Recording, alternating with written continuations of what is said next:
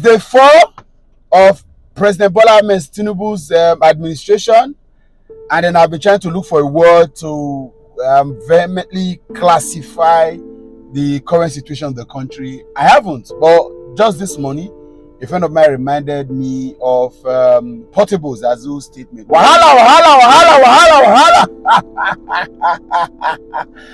Among several others, there are 3 notable facts that have been established so far. The first is that as I talk to you, INEC, the INEC People's Party, or the INEC Progressive Congress, or the INEC People's Alliance, who collaborated or merged with the All Progressives Congress in the 2023 general election, is in court fighting tooth and nail, fighting with everything available to them to stopping the admittance of several exhibits that, as you can see in this video, that Peter Obi and Labour Party has brought to court as evidence against the declaration of Bola Ahmed Tinubu as winner of the election. So INEC is fighting, collaborated with APC and all that, and they are insisting now.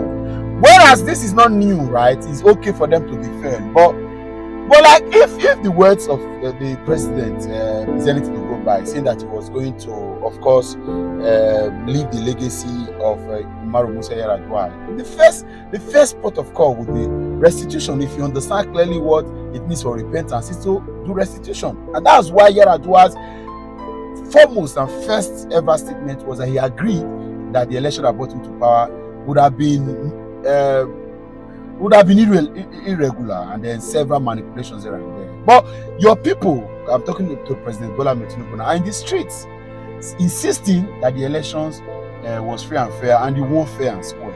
So, but now that we are seeing all this, is evident that you didn't, right? I'm sure that the PTC, Presidential Transition Committee, your first thing is not to be sending me a message and begging Nigerians to support the government. Is to agree that you rig this election, first and foremost.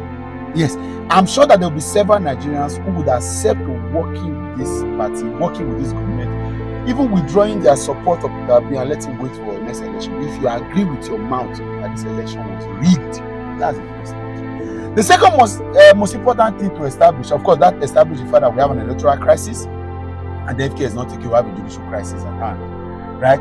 The second fact that has been established in the 4 days of this government is the fact that first subsidy removal was going to be inevitable. But you see, that sound bite that the president wanted to achieve by making that announcement has now put him in some form of economic war. It wasn't necessary, because there were several ways to have made that. Of course, if you're not going to renew the subsidy regime, which was going to elapse in June ending, why did you want to put the country into unnecessary? And there's now panic buying everywhere. There is so much. In fact, report from certain quarters says that CBN has even devalued the naira. All this would have been handled if you had allowed yourself to get into office and do the necessary consultation. Again, like I said in my previous video, if the president wants to succeed for the number of days or hours or weeks or months he wants to, he must put so much in view about his team that speaks to him. Because whoever wrote that script wanted to create a sound bite that will be taken out of the inauguration and used in media. But then it has put us in problem. Economic crisis at our hands.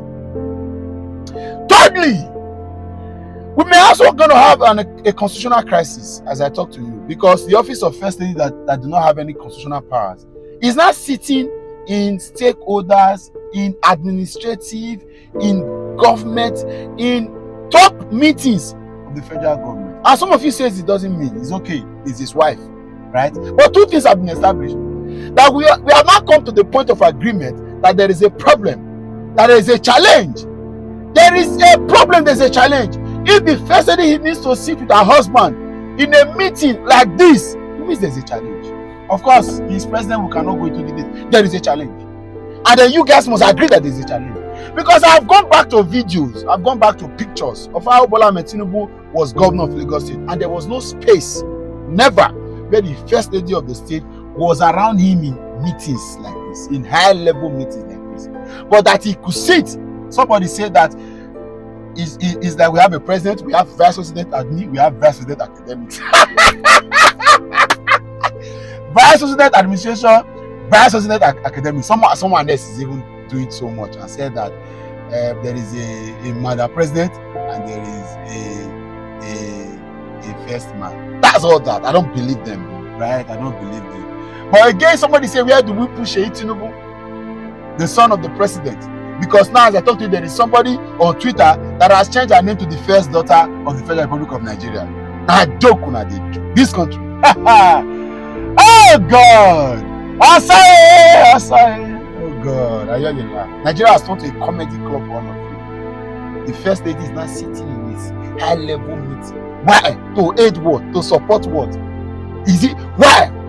Who is ineffective? Who is inefficient? Who is not capable of handling such meetings? No wahala. No wahala. So there should be an appointment for the first lady. Obviously. SSG, Chief of Staff, maybe Head of Government. Maybe we should just marry, obviously from what it seems now, right? Personally. We are likely going to have a marriage with the president of government and then the parliament of government, because we are likely to have an unofficial head of government. Constitutional crisis. No wahala! No wahala! And myself, I blame. I may be Nigerian. I'm using it to do comedy. We are going to have head of government and then we'll have presidents. We are going to have prime minister and we have presidents. Only us have an electoral crisis. We are likely going to have a judicial crisis. We are having an economic crisis. Now we want to have a constitutional crisis. You go ahead.